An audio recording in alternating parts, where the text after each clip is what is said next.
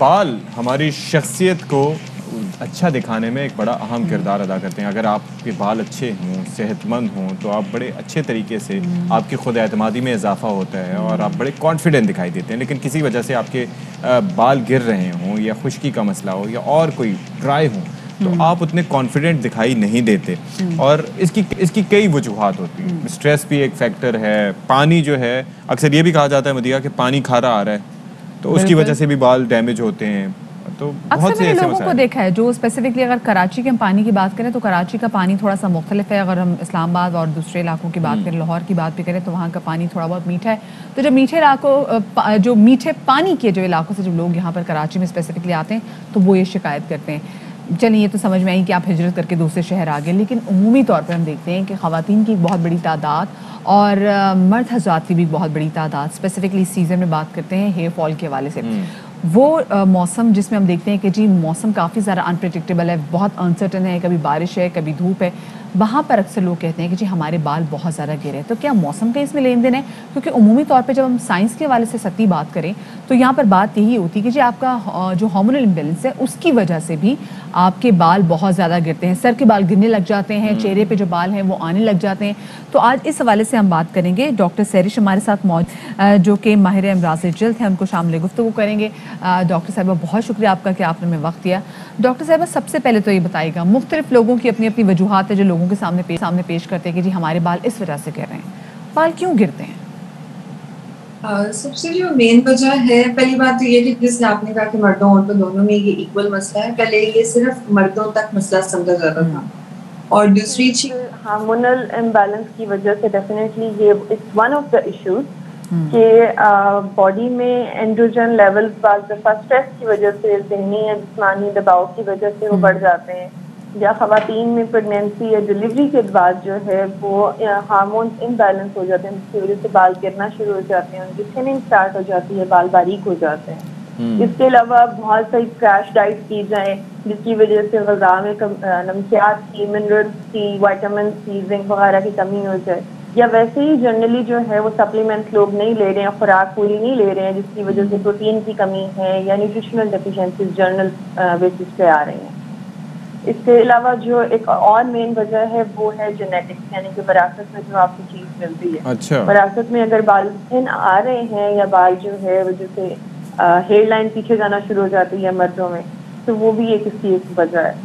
تو اس کا جو جینیٹیکل ہے اس کا کوئی علاج نہیں ہے, یعنی کہ وہ ویسے ہی سلسلہ چلتا رہے گا نسل در نسل؟ اس کا علاج ہے, بالکل علاج ہے. ٹریٹمنٹ آپشنس بہت ڈفرینٹ طرح کے اویلیبل ہیں جو ہم لوگ پرووائڈ کر رہے ہیں. اس میں اورل اور ٹاپیکل ہیں, یعنی کہ لگانے اور کھانے والی چیزیں ہیں جو سب سے پہلے ہم دیکھتے ہیں کہ وہ لیکن سب سے پہلے اوبیسلی یہ فگر آؤٹ کرتے ہیں کہ مسئلہ ہے کس قسم کا. 3 سے 4 مہینے کا کورس ہے. نہ صرف یہ کہ بال واپس آنا شروع ہو جاتے ہیں بلکہ نئے بال نکلنا شروع ہو جاتے ہیں, اور جو آلریڈی بال باریک ہو چکے ہیں وہ گھنے ہونا شروع ہو جاتے ہیں. پھر اس طرح کے اورل یعنی کہ لگانے والے اور کھانے والی چیزوں کے علاوہ پروسیجرز اویلیبل ہیں, جس میں پی آر پی تو آپ نے سنا ہوگا کہ بہت زیادہ کامن ہے ورلڈ وائڈ. صحیح. اچھا سہرش یہ بتائیے گا کہ کیا اب کیا جا سکتا ہے, اس کا کیور کیا ہو سکتا ہے؟ بچپن سے اپنی غذا میں ایسی کیا چیزیں شامل کر سکتے ہیں, اپنی نارمل پریکٹسز میں ایسی کیا چیزیں شامل کر سکتے ہیں جس کی وجہ سے آگے جا کے, کیونکہ دیکھیں جینیٹیکل تو ہے, مرد حضرات میں بال تو گرتے ہی ہیں, لیکن خواتین کی بھی ہم نے دیکھا ہے کہ جو ہیئر لائن ہے وہ براڈ ہونے لگ جاتی ہے. سو کس طریقے سے ہم اس کو روک سکتے ہیں؟ سب سے مین چیز یہ ہے کہ اپنی ڈائٹ کو بیلنس رکھیں, اس میں پروٹین کا انٹیک کریں جس میں یہ جو ہے گوشت ہے, نٹس ہیں, انڈے ہیں, ان چیزوں میں پروٹین زیادہ ہوتا ہے, جن چیزوں میں پروٹین زیادہ ہے. پھر یہ کہ کوئی نیوٹریشنل ڈیفیشنسیز ہیں, زنک ہے, وائٹامن ڈی ہے, آئرن ہے, ان کی کمی کی وجہ سے ہوتا ہے. دوسری چیز یہ کہ اسٹریس کسی بھی قسم کا اس سے بچیں. وہ ذہنی اسٹریس جو ہے وہ زیادہ ایک ایسی چیز ہے جس کو آپ اپنے بے شک کنٹرول میں نہیں ہے لیکن آپ اس سے کسی طریقے سے بچ سکتے ہیں. پھر ٹریٹمنٹ آپشنز جو اویلیبل ہیں, ان ساری چیزوں کے باوجود اسپیشلی اگر دیکھا جا رہا ہے کہ جی آپ کی فیملی میں چیز رن کر رہی ہے یا کسی قسم کا اسٹریس ہے جس کی وجہ سے ایشو ہو رہے ہیں, جیسے آپ لوگوں نے ڈسکس کیا کہ جی موسم بدل رہا ہے یا پانی بدل رہا ہے. پوسٹ پارٹم ڈپریشن میں بھی ہم دیکھتے ہیں, پوسٹ پارٹم ڈپریشن میں بھی بہت زیادہ بال گرتے ہیں. بالکل, ڈپریشن کی وجہ سے وہی کہ باڈی پہ ڈلیوری पहले प्रेगनेंसी और फिर डिलीवरी के दौरान बॉडी पे भी स्ट्रेस आता है और उसके बाद दिमागी दबाव भी आता है जिसकी वजह से बाल जो है वो गिरना शुरू हो जाते हैं और एंड्रोजन लेवल बॉडी में जो है वो रेज कर चुके होते हैं, उसकी वजह से बाल गिर रहे होते हैं। अब ज़रा ये फरमाइएगा कि एक कुछ लोग ऐसे भी होते हैं कि जिनके अगर अब देखा जाए तो बाप दादा या इस तरीके से बज़ाहिर नहीं मिलता कि जेनेटिकली उनका इशू है, तो उनके बाल भी गिर रहे होते हैं, उनकी हेयर लाइन भी पीछे जा रही होती है, तो उसका क्या इशू, क्या वजह उसकी हो सकती है? सिर्फ स्ट्रेस, या ये भी हो सकता है कि कोई रिसेसिव जीन हो जो अब आके सामने आई हो? क्या वजह? ऐसा भी मुमकिन है, लेकिन मेनली जो है जो हमारी नॉर्मल प्रैक्टिस में देखा गया है वो है जो ये जो मैंने कहा एंड्रोजेनिक एलोपेशिया स्टार्ट हो जाता है या बालों की थिनिंग वगैरह स्टार्ट हो जाती है।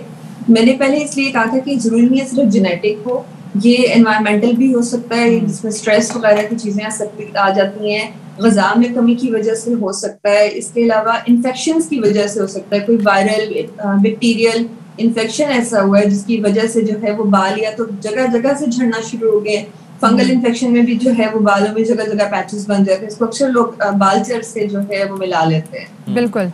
अच्छा सैरिश, ये बताइएगा रिकवर हो सकते हैं एक बार जो आपके बाल गिर जाएं? हाँ जी, रिकवरी है। इसमें सबसे ज्यादा कॉमन जो है जो लोगों के लिए बेसिकली कॉमन है वो है कि लगाने खाने वाली चीजें हैं, फिर PRF हम लोग कर रहे हैं, स्टेम सेल थेरेपी कर रहे हैं, इसके अलावा स्काल्प बूस्टर मीजो जो है मीजोथेरेपी वो हो रही है। उसमें बेसिकली समझ लें कि हम इन चीज़ों में आपके स्काल्प में जो है जैसे पौधों के लिए खाद जरूरी होती है, इस तरह मुख्तलिफ सीरम्स को या आप ही का प्लेटलेट्स लेकर उसको उसमें से आपके ब्लड लेकर उसमें से प्लेटलेट्स निकाल के आपकी सर में ऐसी खाद डाली जाती है कि उसमें से नए बाल निकलना शुरू हो जाए, पुराने बाल जो है वो घने होना शुरू हो जाए। अच्छा, और इसके साथ साथ ये जो आप बात बता रही हैं कि जिस तरीके से ये बालों का गिरना ये चलता चला जाता है, तो ये जो शैम्पूज़ और मुख्तलिफ तरह के कंडीशनर्स या जो ट्रॉपिकल क्रीम्स की बात की जाती है, are they any effective? They are effective अगर आप प्रॉपर्ली रिकमेंड करवा के अपने मसले के हिसाब से इस्तेमाल कर रहे हैं। बालों के मसलों पे लोग अक्सर टोटके इस्तेमाल करना शुरू कर देते हैं, इंटरनेट पे जो चीज़ पहली नजर आती है वो इस्तेमाल करना शुरू कर देते हैं, वो चीज़ ठीक नहीं है, अक्सर उसकी वजह से मसाइल मजीद बढ़ जाते हैं। सही, ठीक है, बहुत शुक्रिया जी। डॉक्टर से साथ मौजूद थी और आज हम हेयर फॉल के हवाले से बात कर रहे थे। अच्छा, और किस तरीके से हेयर फॉल को रोका जा सकता है और एहतियात क्या की जा सकती है, इस हवाले से हमने बात की।